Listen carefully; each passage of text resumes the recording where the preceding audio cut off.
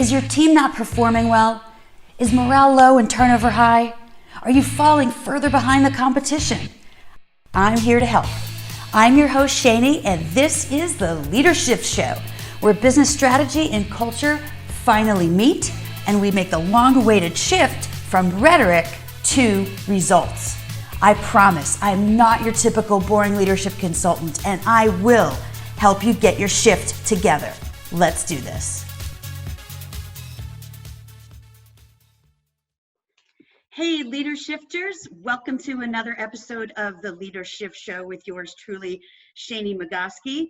Today is a treat of all treats, and I would say it's like inclusion squared, or I don't know, like quintupled, okay? Our guest today is Femily, who is Silicon Valley's gender and inclusion strategist. And I'll let her tell you a little bit more about her background in just a second. But please stay with us today because we've got two really important topics to discuss. One is LGBTQ in the workplace, and the second, which is not unrelated, is women in the workplace, including a study that's just come out that McKinsey and Lean In have done, and we've got some statistics hot off the press. So, Femily, welcome to the LeaderShift Show. Yes, thank you so much, Shani. It's so nice to finally join you, and I am a super fan of the podcast, and I love what you've been doing with it, so I'm really honored to be joining. Thank you so much. You know, I try to tackle leadership subjects that are all over the map because I have been in leadership myself, and I have a lot of clients who I coach individually as well as corporate teams and organizations that I coach, and they're all struggling with the same continuum of challenges. And my personal favorite, just because of my personality, is to like name the elephants in the room and talk about the hot subjects that maybe in some boardrooms might still be a little bit taboo. So let's go there. Let's do that. That's the only way that my particular work gets done. Yeah. So as a way of introduction, my name is Femily, and I help mostly tech companies, but all kinds of male majority companies with gender stuff. And so I do that in a variety of ways. I do public speaking. I come in and give inspirational talks, both on how to make your workplace more inclusive for women and for LGBT folks. And I do diversity consulting more generally. One of my favorite things that I do right now is I help events and like large events and huge conferences get more diverse. So get more friendly for women, for people of color, and also for queer people. I also host feminist retreats. So on the other side of this, I take boss ladies who are in companies who are stressed out, working hard, and I help them do self-care. So I host feminist self-care retreats. And then I also do a little bit of one-on-one coaching. It's so highly involved and so high energy that I only take one or two people at once. So I don't talk about that much, but I do coach executive women who are in male majority cultures who are who want to see like, what does the research say about their situation? Is it a real thing they're going through? What should they do? Yeah, absolutely. Well, as someone who comes from a very male-dominated industry of Wall Street, investment banking by history, I appreciate what you're doing, and clearly the tech space, you know, the bro culture is legendary, and I would love one day for there to be a lot more parity in every industry. Yes, absolutely. And so there's one more thing I will tell you. I started doing this work. I'm sure we'll get into this a little bit more, but I started doing this work, and so many people approached me and said, I'm a boss who happens to be female in one of these industries, and what you're doing is awesome. It's totally necessary. I might want to help you when I retire. That's my passion project, is being a woman in this field and understanding it and trying to like help other companies move forward, since I've seen it from the inside. So I got such a tidal wave of people who are interested in that. I started a professional organization for people who are curious about becoming gender consultants. So gender strategy. So there's enough work for all of us. As you mentioned, bro culture doesn't escape very many fields. And so there's definitely at this point so much work out there. So anyone who's interested, I'm helping them figure out the roadmap for jumping into this field and making a difference also. Oh, that's genius. I love the abundance mentality. And you know what, Yeah. honestly, that's part of the cultural shift Yes. that is necessary in a lot of organizations, because a lot of organizations, there's still this concept of the zero-sum game, that if you win, that means I lose, and vice versa, which Right. is not necessarily the case. No, especially not just organizations, right? The planet, the world, right? I mean, we do have limited resources on the planet, but in terms of, just the world of business and abundance and ideas, I mean, there's enough work out there for all of us. There's enough fun out there. There's enough romance out there. There's enough all the things out there. Absolutely. All right, so let's get into the nitty gritty of LGBT. Yeah. So first of all, I think a lot of people don't even fully understand, and this isn't because they're bad people. People just don't know what they don't know, right? Yes. The spectrum of sexuality. So can you just do a little bit of 101 for those who fall into that camp? Sure, absolutely. So when I go into a company, I usually meet with the senior leadership group, and they want to do better on LGBTQ. Maybe the pride group internally has said, hey, you need to do a little better. And they're like, we don't know what to do. And they're like, here, just have Femily come talk to you and she'll lay you the land. So what I usually start with is, as you said, the definition of LGBTQ. So there are a lot of different letters that are on there. We're sort of figuring that out as a community, right? But L is for lesbian, Yep. B is for bi, G is for gay, T is for transgender, and Q can be either questioning or queer. Sometimes there's an I on there for intersex. Sometimes there's an A on there for allies. Or sometimes the A also means asexual. It basically just means anyone who's outside of the majority of a straight heterosexual person. And then also on the gender side, so transgender is in this Absolutely. LGBTQ. So it's an alphabet soup. Yes. At this point of diversity. Yeah. So absolutely. essentially we can sort of say anyone but a straight white male. Yeah. In some ways, yeah. Yeah, I mean, basically the truth is, if you make your org better for LGBTQ people, then it's better for everyone, right? Because it has an emphasis that says like all kinds of partners that you might have and all kinds of family constellations that you might have been born from or be creating yourself or be marrying into, those are all welcome here. And so that certainly means if you have a straight white picket fence family, that you're also welcome here. Of course, right. Yeah, absolutely. Right. Okay, and so I think some of the strides that have been made, we've seen more and more companies extend benefits to the non-white picket fence family paradigm. Yep. What else can companies do on a cultural level that can bring more diversity and inclusion in that arena? Sure, absolutely. So taking one step back just to lay a little bit, do you mind if I lay a little bit more? No, please do, please do. So some of the facts that are compelling about LGBT people in the workplace are that when employees are able to be out in the workplace, like out about their families, or even like someone who has a gay brother who feels they shouldn't mention it in the workplace. So there's a variety of ways people can be out. So being out in the workplace makes people not only happier, but more productive. Okay. And knowing that, it's important to know that 4 out of 10 LGBTQ employees are not able to be fully out at work. So they fear that being fully out at work would put their career prospects in jeopardy or their current job in jeopardy. And as we see, there are 3 cases right now in front of the Supreme Court. They just heard the arguments last week. They're going to be deciding later in 2020 if it is possible to fire someone because they're gay or trans. So people are legitimately fearful about losing their job because right now it's sort of an unknown.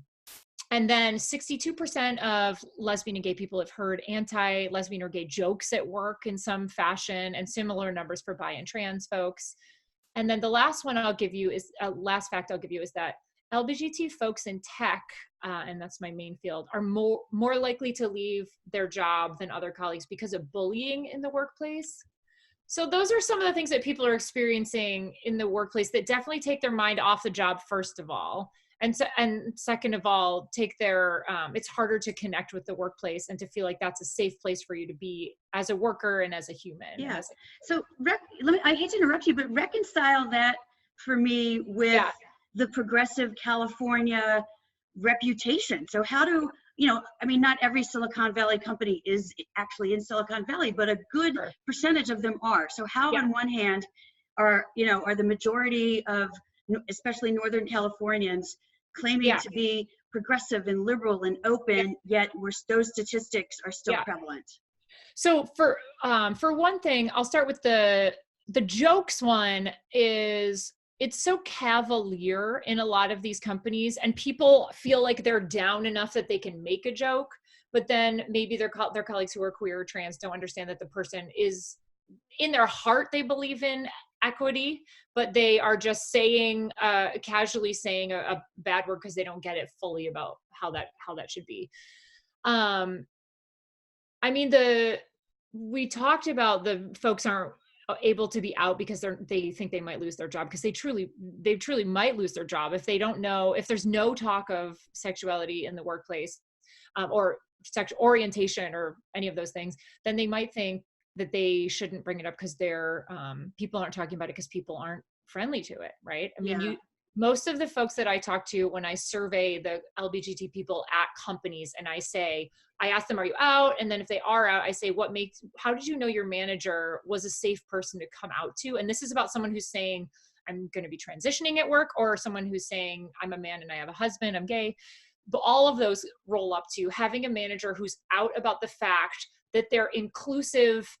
It doesn't even have to be about queer and trans or LGBT stuff. It's just inclusion in general. So if the person is saying, like, managers who say, like, I'm a Christian, but I want to make sure that we have Diwali and Hanukkah and Ramadan all on the calendar, like, that kind of inclusive attitude makes people know that they can bring their other things to the table that are in the minority. Right. I mean, what you're describing essentially is psychological safety.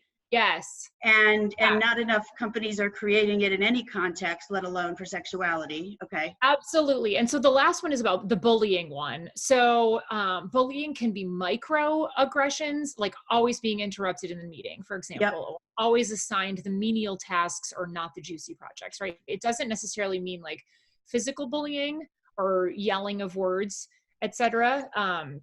It can be kind of that we hear about people being pushed out of organizations, right? So it can be that. So LGBT folks of color, and women in tech all three groups are having a hard time because there's a very pervasive bro culture that affects all three kinds of groups. And of course, there's all of those three people are in all of each other's groups all the time too. Yeah, it's not so linear as in three groups, but yeah. Oh God, it's disconcerting. Like you kind of expect it from the old school company whose C-suite is still baby boomer and not diverse.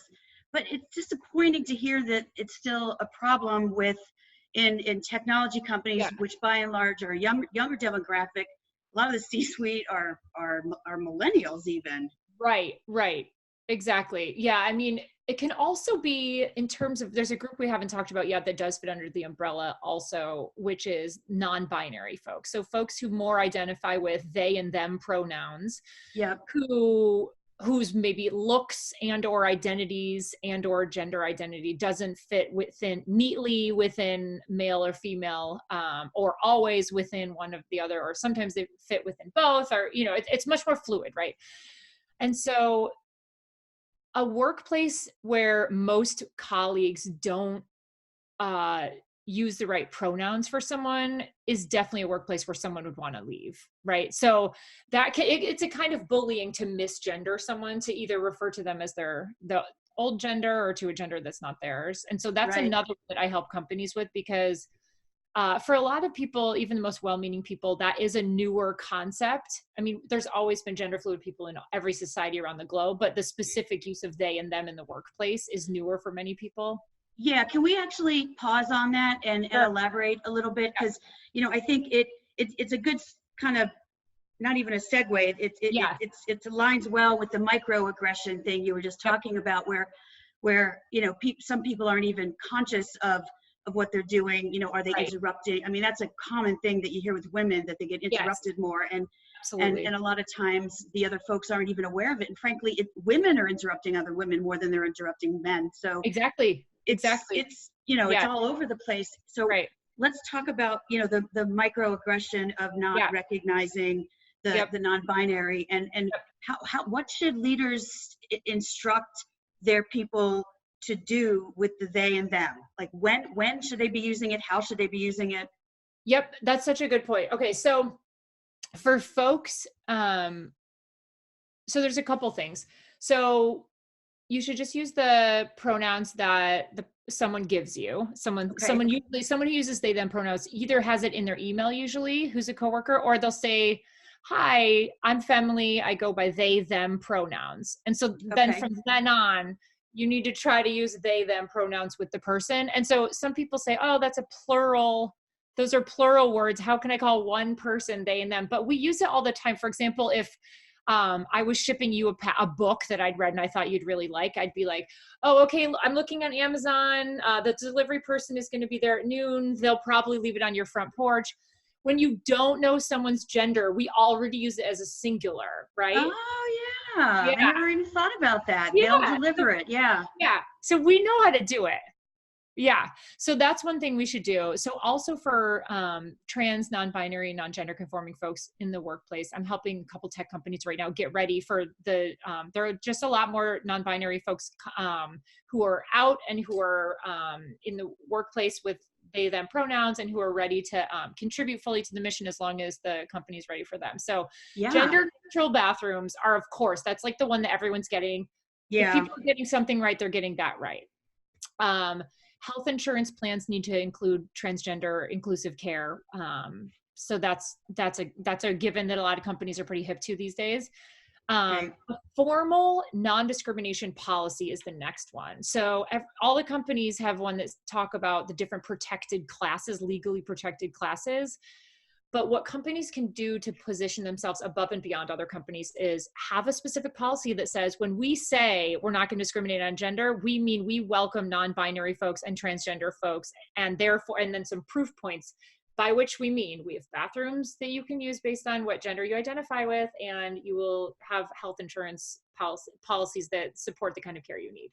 Even just those two lines are an incredible recruiting tool. Interesting. Okay. Yeah. That's so good. And you're like, not even that hard to change the language. No. No. Those seem obvious. I mean, at the end of the day, who doesn't just want the best people for the job, no matter what is underneath I know. You know, I mean, because we're all the same underneath the skin, you know? I know. Here's the funny part is, so obviously, like, the world of tech out here is having a hard time hiring. They're all fighting for the best talent, right? Yes. And so they're always asking me, like, how can I beat the talent war? And so here's the way that you can beat the talent war. So transgender people are, by and large, overeducated compared to the jobs they currently have because of discrimination. So if you can get past your bias about transgender people, you as a company, as a recruiting force, as an HR team, as hiring managers, then you can hire the best of the best, because you could literally scrape off that whole level of people who are trans, who are underemployed, who would be thrilled to, just like anyone who's underemployed, to have a much better job. And so, and trans people are much more overpopulated in tech. So those are just two facts that can help people. It's like, if you just get bias out of the way, you can win the talent war, which is the biggest thing for business right now. Yeah. Especially if we just get bias out of the way. Yeah. Like, that's the secret. What's the secret formula for that? Because, I mean, a lot of bias. I mean, and you know, we could go down a rabbit hole here, and I don't mean to. Is let's subconscious, right? Yeah. You know, and it's just based on how you were raised, and you can't go back and change that. So I feel like the best we can do on a day-to-day basis is pay attention to where our biases are showing up, and continually ask ourselves the question, what filter am I looking at this through? Yes. And what's another filter? What's a better filter? What's a more inclusive filter? What's a less judgmental filter? Whatever the case may be, because it's like we can't get rid of bias. Just like I can take off my scarf, scarf gone, right? Yeah. You can't just like excise a bias out of your Right. I mean, the best thing that I've seen companies do is if you give people information about how their biases are showing up in their managerial, in their hiring or in their promoting, then when someone's aware of a bias, then they can do exactly what you said is they then see that they do have those lenses on that are biased. And while they can't really remove them because it's part of their internal programming from every movie they've watched, every human that they've ever talked to at their Thanksgiving family table, like from every upbringing, right? Yeah, the teachers, their friends, where they worked, what heritage they are. I mean, there's a million factors that go into form those. Yeah, but what I've lenses. seen is really powerful is the manager, and I've told you this before, is that when we show the managers in our companies, the ratios for how they're promoting men versus how they're promoting women, unfortunately, most companies' data doesn't splice also include non-binary people. I'll just say that. But so when you look at men versus women in terms of, and you share that data with managers, you'll see that there are some managers, and these are not hateful people. These are great people who really want to promote the best. They just have these glasses on. They are over promoting men, or you could say they're under promoting women. Like either way is the same way to describe the same thing. And so it means that they have top talent women who are not getting tracked up as quickly as their similarly talented male peers. Right. So when managers see this data, they are embarrassed and ashamed, not so much to be paralyzed, but so that they are certainly different next time, so that they're looking a little more closely at their female next in line for promotions next time they go around. Yeah. You know, I like the idea of teaching people how to just question their own biases as a better practice long term than, you know, what I'm sure you see a lot of this too. And I'm curious your perspective on how effective it is. What I see in some of my client companies is for every open requisition, you have to have at least 2 qualified female candidates. And if you don't, you've got to keep recruiting until you know, like blah, blah, blah. And it's like forcing it, which, you know, I guess is better than nothing, but it just doesn't seem like of the right spirit. Yeah. Oh, good. I love this topic. So yes, I agree. Like clearly we shouldn't have to say, you got to have a board that's 50% women, or however, like women are between 46 and 48% of the workforce. So maybe we're saying that percent on boards or whatever. It was some kind of quota, right? Nobody likes a quota, but guess what? Quotas do work. They're like this multivitamin that, like, it's not your favorite horse pill to swallow because it's not in the right spirit, but it does the trick, and it does get more women on boards, or it gets women into the hiring world, or wherever we're trying to populate, we're trying to diversify in terms of numbers. And then, so the first cast of them that are like on the board or whatever, everyone knows they got in from a quota. They feel weird because they got in from a quota. They're talented, but they got in from a quota. So that's not good. But what it does is it inspires the next generation of women to look up and be like, oh, Lorene is on the board. This is awesome. Like, I see her, I know her, I can be her. I followed a similar path. Like, it's inspiring. So what happens is the next generation of people, of women, even just like 5 years later, the next cast of them that get into the board or get into the C-suite or get into the VP ranks or whatever rank you're trying to populate, they are legitimately there. But it was the quota that was the door opening mechanism. Right. Yeah.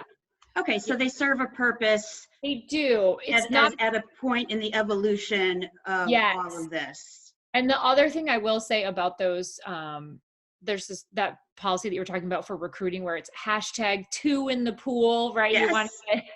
So the interesting thing about that is if you don't have 2 women in the pool, there's statistically no chance you'll hire a woman if the rest of the candidates are men. So you kind of, if there was no bias out there, we wouldn't need to say 2 in the pool. But since there is that hiring bias, clearly, we still do have to say it. There's a Harvard Business Review. Google Harvard Business Review, 2 in the pool. If you're a listener and you want to get the data for this, because it's fascinating. Okay, that's hysterical. Jesus. Okay.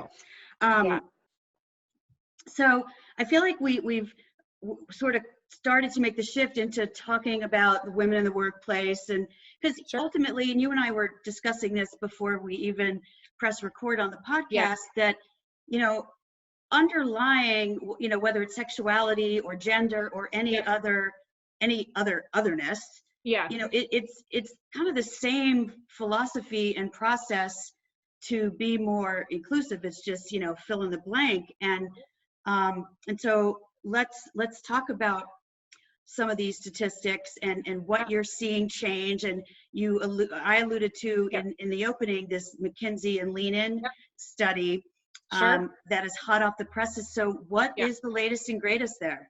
Yeah. So the most interesting thing that we're seeing 5 years out on the study that came out last week is that, or last, whatever it came out recently, is that the movements and the efforts and all of the hard work and the women's initiatives that we're doing in corporate workspaces, it is working for a certain set of women. It's the set that we like to refer to, so all the people doing this gender work with me, as the lean in contingent. So it's women at the top, and it's white women, and it's women in VP and higher ranks. So that's what I mean by the top. And so the good news is that all of this work is working somewhere. Okay. The other news is the majority of women are not in the top ranks, and they're not white women in the top ranks, right? So the rest of us, the rest of women in the workplace, in the corporate workspace, are women of color up and down the entire leadership spine, and they're white women who are below the VP level. And so that's where companies need to look next. The other thing that I'm seeing in my work is that companies want to bring me in, and they want to bring other people in to help work on gender, which is a good impulse for sure, but they look at the wrong place. They want to bring women into a leadership group and help women lean in more, and meaning they have negotiation workshops and women's confidence workshops and imposter syndrome workshops, which I lead an imposter syndrome workshop. But basically, those are not good if those are the only things that are happening. Right. Because it puts the onus just on the women to change. Right. And fuck that. Like, I know. The whole mindset needs to change. You know, and I'm so glad we're going here because, you know, I love Sheryl Sandberg. You know, I spend a lot of my year in South Florida, and she's a North Miami Beach girl, and so I root for her. Yes. But when I read Lean In, and listen, I'm a woman who has always leaned in. I think that's why I was successful at Goldman. I had thick skin. I wasn't afraid to speak up. Yep. You know, so I sort of do what she recommends naturally, and that has served me well. And I get that a lot of other women have to be more conscientious or intentional about it. But, you know, my first thought was, this isn't enough. Just like the same way companies have all these women's groups and whatever. And it's like, well, you're just creating more separation by calling it a women's group. And it's like, why not have a human being group? Yeah, I think that, I mean, I have seen that women, when they get together in the workplace to sort of lament about the problems that are unique to the kinds of oppressions and disrespect they're getting as women in the workplace, and then harnessing that to make policy change within the company, that can work. But you're right. Women's groups just get together within the company to have sort of inspiring lunches or, it's just, that's not enough, because it's going to make people who are running the company and maybe women who are in the group think, oh, we're doing something, we're getting together, we're having an inspiring lunch, but like, that's not going to change the landscape for women who are coming behind them. It's not going to change. No, it's just optics. Yes, it is just optics. Absolutely. Yeah. And so, and I think that's what people like you and, you know, to a similar extent, me, I come at everything from, you know, strategy and culture, boom. And to me, part of culture is we have to address all these issues, because to me, companies are more competitive, are better, similar to what you said, that folks who are, you know, trans or non-binary or whatever, when they're not out at the workplace, they're not performing they're not happy, they're not as productive. I think that's true of companies. When companies aren't honoring the diversity and inviting everyone to bring their best selves to work, then their strategy could fall on its face. And so it's like that on larger scale.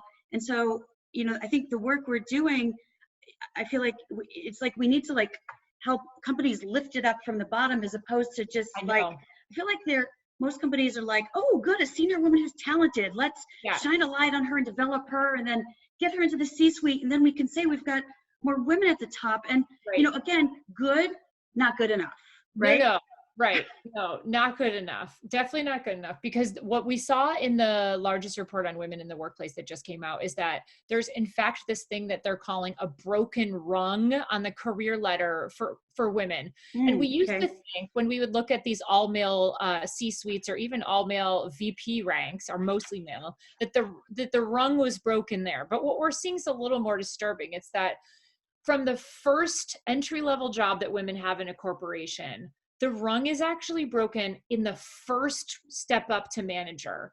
So so the data there is that for every 72 women who make manager, 100 men do. At the very first rung. So this is well before most corporate women in the white collar world would have children. It's well before aging parent concerns would come into the place. It's well before they're even married, if they're married to an opposite sex person, where his career would come first. It's well before any of those kinds of things would be coming in. And women and men are equally represented in the workforce in terms of numbers at that stage of the game. They both report equal levels of ambition and interest in rising to the top at that point. And so they're the only thing that's holding them back. The only thing, I say only jokingly because it's a big thing, is that these middle managers, or managers who are supposed to promote someone from entry level to, to like supervisor or to like first step into management, they are over promoting men and under promoting women. And so the trouble, what the McKinsey study was showing, is that a lot of the work on diversity in companies and the emphasis has been at the C-suite. So like, for example, I know this firsthand. I'm called in to go talk to the C-suite. Right. I talk to them, I get them rallied up about LGBT in the workplace or about gender in tech, et cetera. And then the idea is they're going to go back and trickle it down to their forces, right? And that doesn't work. Like, trickle down nothing. Nothing's been trickling down in any way, shape, or form whatsoever. Certainly not culture in the workplace, and certainly not strategy. You wouldn't go to all of your C-suite people and be like, no, this is the strategy, and have them go tell everyone. Like, you need a full-on change management, like organizational awareness campaign around it, right? Yes. So that's what they're realizing now. The data is showing that these sort of lower level managers need to have both unconscious bias training, for sure. And they also need to be enrolled in the diversity enterprise by their senior managers. So their senior managers know that they're responsible for the diversity of their whole team, but these middle managers or these lower managers don't feel responsible for it. So that was the biggest finding this week, is that companies need to shift their focus to the middle managers.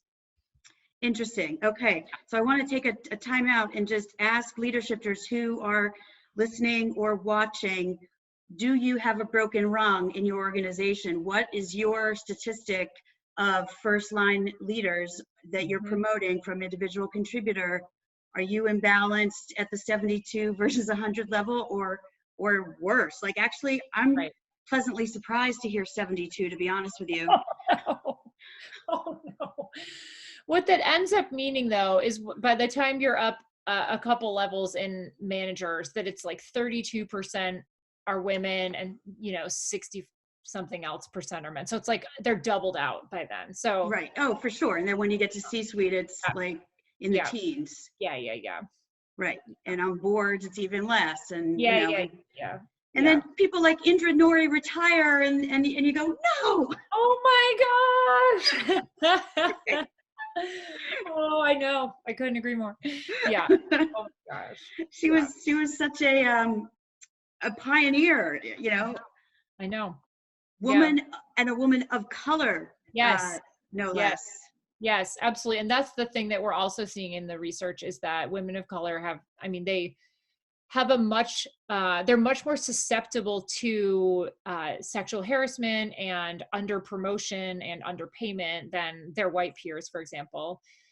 And the McKinsey study last year, their major finding was that anyone who's an first only or different kind of person on their team, right? So that includes lesbian women, other women who are out, trans people, et cetera. We all know what first only and different are.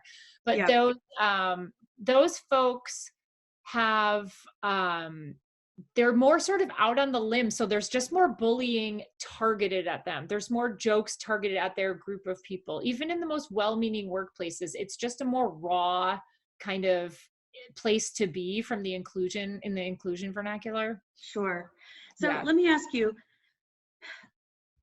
what's the line, or maybe is there a line between, just sort of good humor, right, and well-meaning, like if it's not coming from sort of a real biased place, it's just sort of a, what someone might think is a funny pop culture joke, for example, versus, what we see at this point, especially after the Me Too movement, is like an overcorrection, overly PC, like now you can't say anything, and men don't want to mentor women because of the risks, and how do you like open your mouth at work without risking offending someone anymore?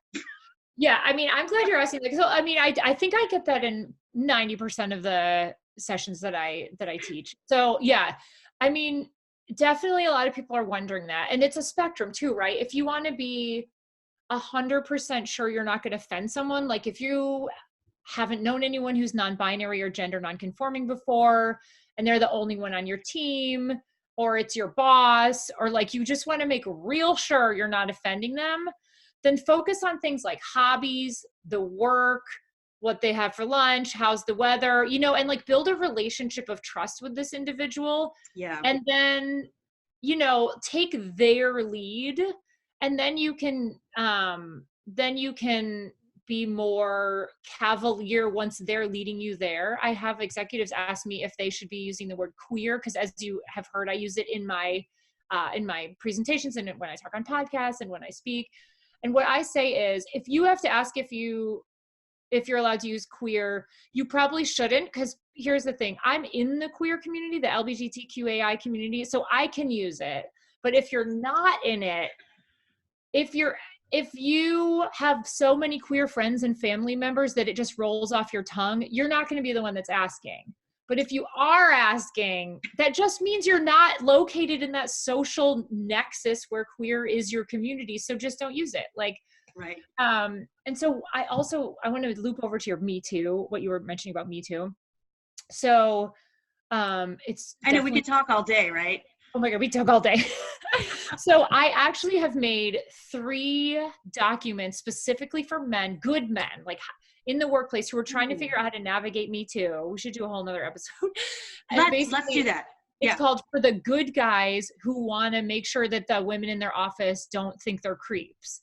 And so this is not for the awful person who doesn't know how to keep his hands to himself. I honestly have no idea how to help that person. My work is towards the good guy who is a total ally of women and queer people. It just doesn't want to like make a mistake, but also wants to tell his coworker, like, you have a great dress, or you did great in the presentation. Like, they don't know where to draw the line. Yeah. Right. So, Okay. So we will do another episode just on for the good guys who aren't creeps, and how to thrive in the Me Too world. Because I think it's really important. Yeah. Some of my best mentors were men, and I would hate to think that if I were coming up in the workplace today, that they would be afraid to mentor me or travel with me or whatever. And it's also extremely disadvantageous to women. I mean, here's the thing. Since we talked about, like, there's barely any women in the C-suite, and even if there are 3 at the best companies right now, the average is 3. Those 3 women are so tapped out by the entire org structure of every other woman who's an ambitious rising star. Right. I don't have time to mentor. You have to find a man. If you want anyone with free time, you want to find a man. Also, women have to prove themselves twice or thrice if they're women of color in the workplace. They don't have time to mentor you. Like, go find a man. So it has to work out. For women in the workplace, it has to work out. And also men who want to mentor all the rising stars. And some of those rising stars are women, and they don't want to have a weird situation. So there's a million tips, including if you are, if the only time you can meet, even if it's at lunch, like if it's at a restaurant, or if the only time you can meet, or if your industry does drinks with people, Yeah. Bring another person, or bring a notepad and put that notepad right on the desk. This is for both of you, either of you or both of you. Put it right on the table and have a pen out. And so when the waiter comes over, you're making a business face and you're like writing some notes. So then they don't assume it's a date. Cause it's really awkward when the waiter thinks it's a date. It's like, can I get you some champagne? Like they add to this weird atmosphere. Like Right. there's going to be a weird atmosphere when a man and woman are out and people think they're on a date, but you can curb a lot of that surprisingly by just putting a notebook on the table. It really makes the waiter think that and the other person who may have a questionable idea, think that it is just a business meeting. There's a million tips like that can help. Oh, I love that. That's genius. So simple and easy to do. That's a habit that someone can change, because sometimes changing habits is a tall order for people, but that's easy enough. Bring a notepad, scribble some stuff down. Or your laptop, whatever you have. Like just bring a business thing, a stapler. If you only have a stapler, like bring the business thing you have. Yeah. I love it. Okay. So let's call this one, and we will definitely get on another podcast to do the Me Too, how non-creepy men can contribute there another time, and whatever else comes up that we think is important for leadershifters to know, because I feel like this has already been so incredibly juicy. So I'm just going to recap a few of the different things that we talked about today as highlights. So guys and gals, remember, everybody performs better when they can be themselves at work. They're happier and more productive, and that serves them, it serves the team, it serves the organization. And honestly, like, I don't know why we wouldn't want more of that. Watch the microaggressions, like, and just notice and open up the door for feedback on that stuff, to make it safe for someone to just say they noticed it, and vice versa. Because if we don't at least open the door to those conversations, it's going to keep happening. And let's not be offended by it. Like, let's just, don't be offended if someone gives you the feedback that you did it. Just use it as a learning opportunity, and notice if you're continuing to do it. For folks who are they and them, use the pronouns if folks have introduced themselves to you that way, and then it's totally cool, right? So it sounds like if someone is wanting the they or them, that they will make that known, so you don't have to guess. Is that right? fair And enough? if you don't know someone's pronouns, you're welcome to ask, but that's out of the comfort zone for a lot of people. So if you don't know someone's pronouns, just refer to them as their name. Just say like, oh yeah, Jamie is going to go get a soda. And then I think Jamie also mentioned that they were going to write all of the notes on the board for us during this meeting. Just use their name until you hear someone else use their pronouns who's in their inner circle, and you can trust that that is the correct use of their pronouns. Got it. Okay, perfect. Keep doing the things that you're already doing, because we were talking about this. We assume the best right now, that most of you, the vast majority of you, want to be more inclusive, and some of the stuff is just new, and there's no roadmap there. There's no how to do this 101, because it is so new in the workplace. So continue offering benefits in those healthcare plans, not just for alternative marriage situations, but for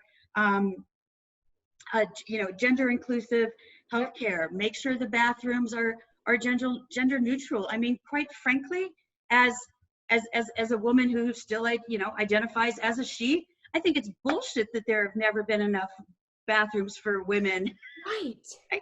Like, and honest, and again, like, maybe TMI, I've been using men's bathrooms for years. Me too. There's never a line. When there's a long fucking line at the women's room. Are you kidding me? I mean, they're a little messier, right? Yeah. But, so you just have to maybe squat a little higher, but come on, like, that's just common sense. Love it. Formal non-discrimination policies, just broaden what's already there, okay? It's easy enough to just broaden what you already have. Let's see. If you have to start with some quotas and hashtag 2 in the pod, better to start there than nowhere, and eventually, hopefully, those things won't be necessary. I've already called you out to ask what's your broken rung, and is it at the first line leadership level, and and if we can fix it there, then it gets easier to fix it as we go up the leadership ladder. All of these things, folks, are not just like selective pick and choose. This is change management at its best. And if you don't know how to do that, call me, call Femily. This is the work that we do. We help leaders change cultures. And last but not least, building a relationship of trust and psychological safety really is the key to success, regardless of the issue. And Google's Project Aristotle proved this research years, I mean, when I say years, I don't mean decades, like 5 or 6 years ago, that the best performing teams have psychological safety as part of the culture of the team. And that just means give a shit about people, right? Be respectful. Don't take things personally and make assumptions. Have conversations, be real, be authentic, be transparent, be honest. And I know all those words maybe are easier said than done. So last words on this podcast, because there will be a Femily part 2. Yep. I would just say, I really love your podcast. I love how you do the recap. It really helps me as your guest, figure out some things. The one last thing I will say is that you can make your organization or your podcast or whatever more friendly to all the listeners, including those that aren't totally attached to one gender or the other, who are gender fluid, etc. Instead of saying, welcome, ladies and gentlemen, you can say something like, hello listeners, or to the team, like, hello Googlers. That's what the managers at Google would say. And so therefore, without saying the genders out loud, it's a really much more inclusive way to welcome everyone of all the different genders in. That's not diversity 101. That's more like diversity 301. It's pretty advanced, but it's, Right. Yeah. Well, because the word choice is really powerful. And, I opened up my podcast by saying, welcome, LeaderShifters. Yes. And I also noticed that at some point in this podcast, I was like, okay, guys and gals, like, and I committed it too. And because I'm still, we're like just everybody, all in this cultural getting used to it. Yeah, we're all getting used to it. Just today, someone, a collaborator I have, she corrected this thing that I was saying, which I was like, we just have to step it up. And she was telling me that step it up as a phrase is not very kind to those who are not able-bodied. So people who have a disability and use a wheelchair. I'd never thought of it, and it breaks my heart that I've been saying step it up for 40 years. But now I'm not going to marinate in my paralyzation over that. I'm just going to move forward. Okay, no more step it up. Yeah. Yeah, great. So oh my God, I want to say it again. LeaderShifters, even those of us who do think about this on a daily basis, still make some mistakes, and that's okay, because we're learning and our intent is good. Yes. So thank you for joining us today. Yes, hearts. If you notice, I've, like, behind me in my new office is the Egyptian goddess of love, Isis. Love ring spread. I loved that piece of art when I first saw you come on here. It's so great. So I got this in Egypt last year. It's on, it's modern. It's not an ancient papyrus scroll, but the way the artist does this, it's made to look thin and worn and ancient. And I just fell in love with Isis when I was over there. So I had to have this. It's so good. Oh my gosh. You're so cool, Shani. So are you, Femily. Oh my God. Okay, next time I'm in San Francisco, we're going to get together, because last time we got together, it was on my coast, on the East Coast. Oh, yeah. Next time we get together, it'll be West Coast, baby. Perfect. I love it. Mwah. Thank you, and thank you to the LeaderShifters for watching.